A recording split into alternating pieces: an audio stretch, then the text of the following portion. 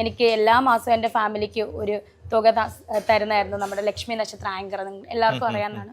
അപ്പോൾ ഈ അവസരത്തിൽ ഞാൻ ലക്ഷ്മിയോടുള്ള നന്ദി അറിയിക്കും.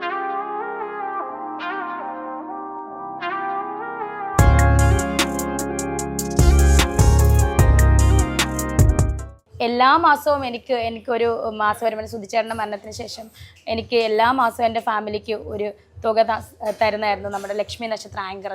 എല്ലാവർക്കും അറിയാവുന്നതാണ്. അപ്പോൾ ഈ അവസരത്തിൽ ഞാൻ ലക്ഷ്മിയോടുള്ള നന്ദി അറിയിക്കുന്നു. അങ്ങനെ ഒരുപാട് പേര് പറയാത്തവരും പേര് പറഞ്ഞവരുമായിട്ടുള്ള ഒരുപാട് പേര് നമ്മളെ ഹെൽപ്പ് ചെയ്തിട്ടുണ്ട്. അപ്പോൾ അവരോടൊക്കെ എൻ്റെ ഉള്ളു തുറന്നുള്ള നന്ദി അറിയിക്കുന്നു. പിന്നെ ഇപ്പോഴെന്ന് വെച്ചാൽ സ്വന്തം കാര്യം നിൽക്കാറായി. സബ്സ്ക്രിപ്ഷൻ തുടങ്ങി. അന്ന് എങ്ങനെയാലും ആ കൊച്ച് സബ്സ്ക്രിപ്ഷൻ തുടങ്ങുമോ എന്തെങ്കിലും കാണിച്ച് അവർ ജീവിച്ച് പോട്ടെ എന്നല്ല, ആദ്യം പിടിച്ച് കയറുവാണ്. അതെ, ശരിക്കും പറഞ്ഞാൽ നല്ല രീതിയിൽ ജീവിക്കുന്നതാണ് ആൾക്കാർക്ക്, ചില ആൾക്കാർക്ക്, എല്ലാവർക്കും അല്ല, ചില ആൾക്കാർക്കുള്ള പ്രശ്നം. രേണു ഇപ്പം സോഷ്യൽ മീഡിയയിൽ ഇപ്പം ചാനൽ തുടങ്ങി, ചാനലിൽ സ്വന്തമായിട്ടൊരു ചാനൽ തുടങ്ങി, അതിൽ പിന്നെ ആൾക്കാർ സബ്സ്ക്രൈബ് ചെയ്ത് തുടങ്ങി, അതിൽ നിന്നൊരു വരുമാനം ഇത് കാണുമ്പോൾ സ്വാഭാവികമായിട്ടും ഒരു പോസിറ്റീവ് വൈബോടുള്ള ആൾക്കാരാണെങ്കിൽ അവർ ചിന്തിക്കുന്നത് ഏതായാലും രേണുവിനൊരു സ്ഥിര വരുമാനമായല്ലോ, ആ കുട്ടി രക്ഷപ്പെടട്ടെ, ആ കുടുംബം രക്ഷപ്പെടട്ടെ, ഇതായിരിക്കും നോർമലി.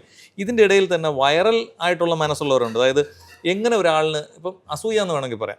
അപ്പോൾ അവരെന്ത് ചെയ്യും, ആ രേണു ദാ സബ്സ്ക്രിപ്ഷൻ തുടങ്ങി, രേണു അതാ വരുമാനം ഉണ്ടാക്കി തുടങ്ങി, ഇവൾക്ക് ഇതിൻ്റെ ആവശ്യമുണ്ടോ?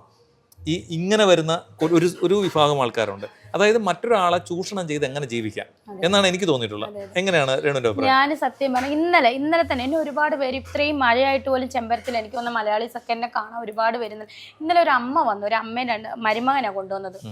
സത്യം പറഞ്ഞാൽ ആ അമ്മ എന്നെ കണ്ട് പൊട്ടിക്കരയുവാണ്. ഞാൻ ഞെട്ടിപ്പോ എന്തുവായി സംഭവം. അമ്മ പറയാ, നിന്നെ കണ്ടപ്പോ ആകെ ഇച്ചിരി ഉള്ളു, ഈ കുഞ്ഞിനെയാണോ എടുത്തിട്ട് എല്ലാവരും, ഞാനും ഒരു വിധവയാ മോളെ, അപ്പൊ നിന്റെ വിഷമം എനിക്ക് മനസ്സിലാക്കുന്നു. അവരെന്നെ കെട്ടിപ്പിടിച്ച് കരയുക. അപ്പൊ എന്നോട് പറഞ്ഞ മോളെ ഉച്ചയ്ക്ക് ഇവിടെ തൊട്ടടുത്താണ് വീട്ടിൽ പറഞ്ഞ ഫുഡ്. അത്ര സ്നേഹമാണ് അമ്മമാർക്ക്.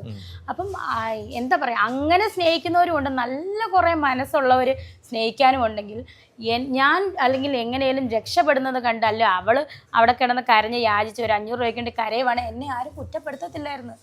മാറി നിന്ന് ചിരിച്ച് കളിയാക്കല്ലേ. ഇപ്പം ഞാൻ ഉയർന്നു വരുന്നത് എന്തുമാകട്ടെ ഇപ്പം ഞാൻ ഒരുപാട് ഇപ്പം നാട്ടിൽ പോയിട്ട്, സത്യം പറഞ്ഞാൽ ഞാൻ ദുബായി വന്നിട്ട് തിരിച്ചു പോയി, നാട്ടിൽ പോയി ഒരുപാട് ബ്യൂട്ടി പാർലറുകൾ ഇനോഗ്രേഷൻ ചെയ്യുകയും, ഞാൻ ഏത് സ്ഥാപനം നാടൻ മുറിച്ചാൽ അത് നല്ല രീതിയിൽ ബിസിനസ്സായിട്ട് പോകുന്നത് ഞാൻ കണ്ടത് എനിക്ക് ഏറ്റവും വലിയ സന്തോഷം. അപ്പം അത്രയും ഒരു ലെവലിൽ എത്താമെങ്കിൽ കഴിവുണ്ടോണ്ട് തന്നെ. പിന്നെ ഈ നെഗറ്റീവ് പറഞ്ഞുകൊണ്ടിരിക്കത്തേ ഉള്ളൂ. അവരെന്ത് ചെയ്താലും അത് മാറ്റി. എനിക്ക് തോന്നുന്നു ഇന്ന് ഫേസ്ബുക്ക് ഞാൻ തുറന്നപ്പോൾ എനിക്ക് സത്യം സങ്കടം വന്നു. അതിനകത്തെ കമന്റ്സ്, ഇവരെന്തറിഞ്ഞിട്ടാണ് എന്നെപ്പറ്റി, ഇവർക്കറിയാം എന്നെപ്പറ്റി, രേണു സുധി എന്ന് പറയുന്ന ഒരാളെ എന്തറിഞ്ഞിട്ടാണ് ഇവർ കമന്റ് ഇടുന്നത്? അറിയില്ല, ഒന്നും അറിയില്ല. ശരിക്കും പറഞ്ഞാൽ ആരെങ്കിലും പറയുന്ന എന്തെങ്കിലും കേട്ടിട്ട് മീൻസ് അവർക്ക് മാക്സിമം അവരെ റീച്ച് ചെയ്യാനുള്ള എന്തൊക്കെ തന്ത്രങ്ങളാണോ അതെല്ലാം ഉപയോഗിക്കും. അത് മാത്രമേ ഫ്രസ്ട്രേഷൻ തീർക്കുവാണ് അവർ. അവർക്കും ആഗ്രഹമുണ്ട്. ഇവളിപ്പം സത്യം പറയട്ടെ, ഞാൻ അഹങ്കാരം ഒന്നും പറയല്ല. ഇപ്പം ഏത് എയർപോർട്ട്, ഇപ്പം ഞാൻ ദുബായിൽ ഇറങ്ങിയ രാത്രി എവിടെ ചെന്നാലും ഏതിലും ഒരു മലയാളികളുണ്ടെങ്കിൽ അവരെന്നെ തിരിച്ചറിയുന്നുള്ളത് എനിക്കത്. പിന്നെ കുറച്ച് ഡൗട്ട് ഉണ്ടാകും, ഇത് തന്നെയാണോ രേണു സുധി? ഞങ്ങളൊക്കെ കാണുമ്പോൾ ഇച്ചിരി വലിയ വലുപ്പമായിട്ടൊക്കെ ഇത് ഇച്ചിരി ഉള്ളല്ലോ, ഒരു രേണു സുധി ഷേപ്പുള്ള ആളാണോ? ഞാൻ അല്ല, ഇത് തന്നെയാണ് രേണു. ഈ സാധനമാണോ ഈ ലോകം വിവാദം സൃഷ്ടിക്കുന്നതെന്ന് പറഞ്ഞ് ചിരിച്ചിട്ടുണ്ട്. അപ്പം എനിക്ക് എന്നെ സംബന്ധിച്ച് ഒരു മനുഷ്യൻ തിരിച്ചറിയാന്ന് പറഞ്ഞാൽ അത് എല്ലാവരെയും സംബന്ധിച്ച് സന്തോഷമാണ്.